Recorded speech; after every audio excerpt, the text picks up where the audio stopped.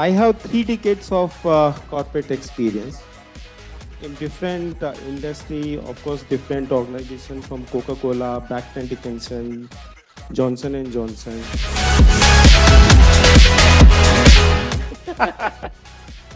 Which is more important, sir? Skills या certification?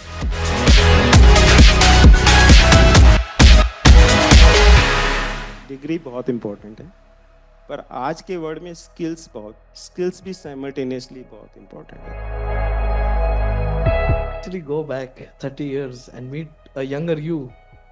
Now with all your experience, what advice would you give them? There are certain skill sets.